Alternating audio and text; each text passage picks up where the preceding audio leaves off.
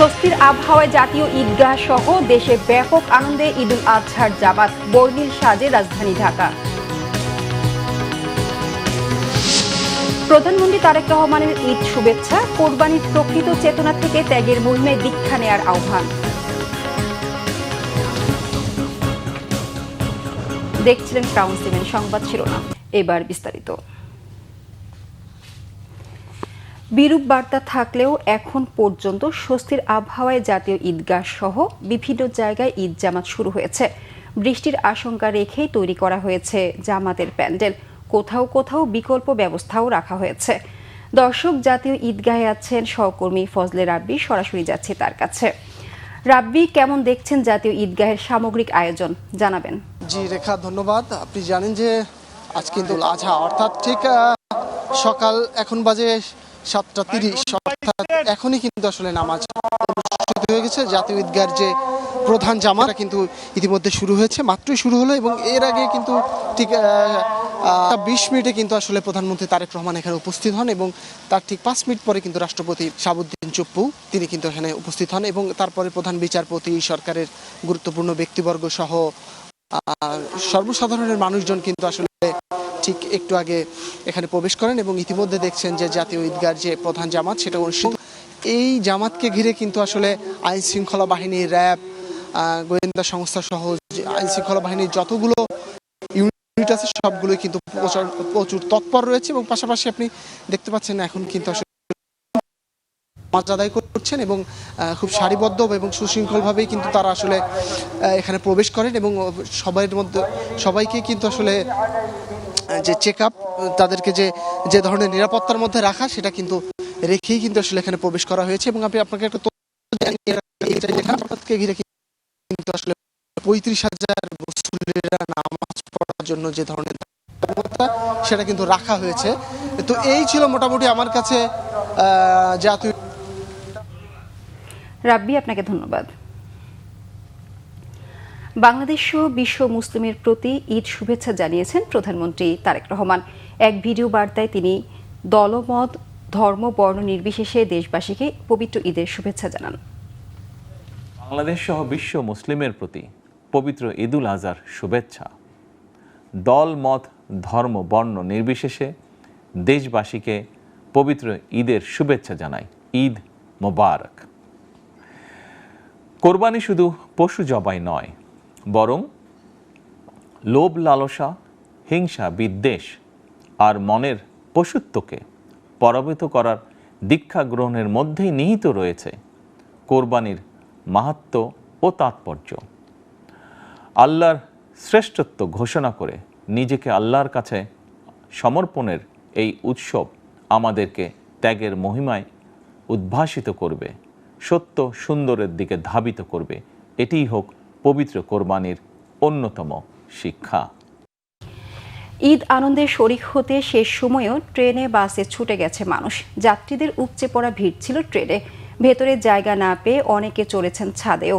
Schedule বিপর্যয় সহ seat না পাওয়ার অভিযোগ, যাত্রীরা ভুলে গেছেন আনন্দের অংশ হিসেবে। বাসেও স্বস্তি। মামুন আবদুল্লাহকে সাথে নিয়ে শুভ মাহফুজের রিপোর্ট। রাত পোহালেই মুসলমানদের বৃহৎ ধর্মীয় উৎসব ঈদুল আজহা। সে সময়ে বাড়ি ফেরার তাড়া সব বয়সীদের। পেতে হবে প্রিয়জনের সান্নিধ্য, তাই তো ঝুঁকি নিয়ে হলেও উঠছেন ট্রেনে, চড়ছেন ছাদেও। যে কোনো মূল্য হলো বাড়িতে যাওয়া লাগবে, এখন টিকিট কেটেও নিচে ভিতরে উঠতে পারতেছি না। কষ্ট হলো ভালো লাগবে, কারণ পরিবার আছে, যেহেতু দেশে বাবা মা আছে, সবার সাথে ঈদ করার জন্য। টিকিট পাই, সিট পাই না। টিকিট কেটেও ট্রেনে উঠতে ভোগান্তি। শিডিউল বিপর্যয়ে অনেকে ঘন্টার পর ঘন্টা বসে থাকেন প্ল্যাটফর্মে। তবু উৎসব আমেজে ঢেকে যায় এই ভোগান্তি। আমি দাদু বাসায় যাব, আমি খেলা করব। সবাই তো যাবে, তো আমরাও, আমাদেরও সিট আছে, তো আমরা ভিতরে আর যাইতেই পারতেছি না। আমার সিট নাই আর কি, আরেকজনের সিটে আমি বসে আছি। অনেক ভালো যাচ্ছি, আলহামদুলিল্লাহ। ঈদ মুবারক।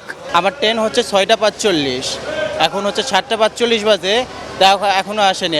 তত ভোগান্তি নেই বাসে, অনেকটা স্বস্তিতেই টিকিট মিলছে। নেই বাড়তি ভাড়ারও অভিযোগ। আজকে মনে হচ্ছে না এত কষ্ট, কারণ আজকে রিল্যাক্সে মনে হচ্ছে মানুষজন কম। একদম ঠিক ভাড়া নিচ্ছে, সব সময় যেরকম এরকম বেশি ভাড়া নিচ্ছে না। লাইনে দাঁড়িয়ে আছি টিকিটের অপেক্ষায়, এরপরে বাড়ির উদ্দেশ্যে রওনা দেবো ইনশাল্লাহ। আনন্দ পাচ্ছি যে বাড়িতে চলে যাচ্ছি, তাড়াতাড়ি যাচ্ছি। আলহামদুলিল্লাহ ভালো আর কি সব মিলে। যান্ত্রিক জীবন থেকে বেরিয়ে মা বাবা যেহেতু আছেন তাদের টানে বাড়ি যাওয়া এটা সত্যি ভাগ্যের ব্যাপার। আমি দাদুর বাড়ি যাচ্ছি, অনেক খুশি আমি। গতকালকে হয়তো একটু রাস্তায় জ্যাম ছিল, আজকে যা দেখতেছি তাতে মনে হচ্ছে যে একটু আরামদায়ক হবে, আশা করতেছি। রাজধানীর মহাখালী বাস টার্মিনাল পরিদর্শন করে সড়ক, রেল ও সেতুমন্ত্রী জানিয়েছেন, ঈদযাত্রায় অনেক চ্যালেঞ্জ থাকলেও এবার অনেকটাই স্বস্তির।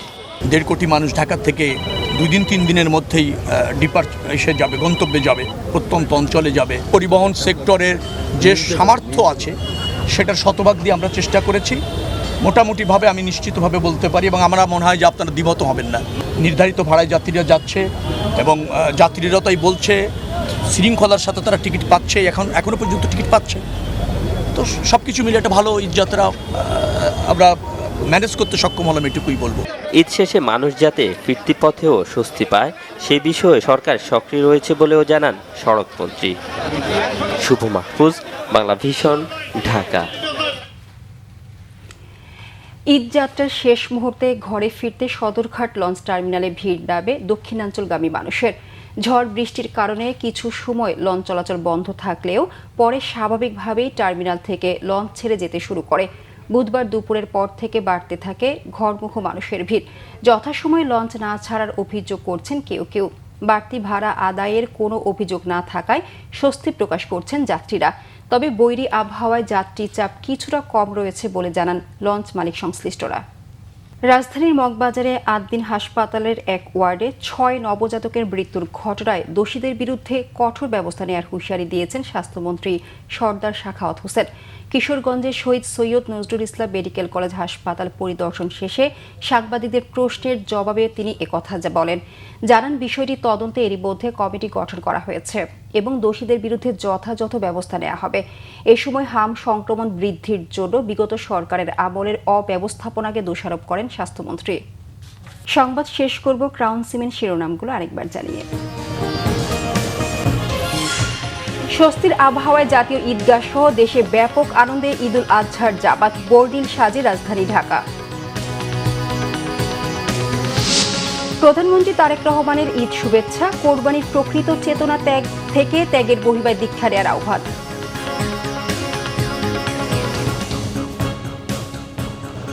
এই ছিল এখনকার মতো। পরের সংবাদ সকাল 10টায়, এর আগে 9টায় রয়েছে নিউজ টপ 10 দেখার আমন্ত্রণ রইল। এতক্ষণ সাথে থাকায় ধন্যবাদ।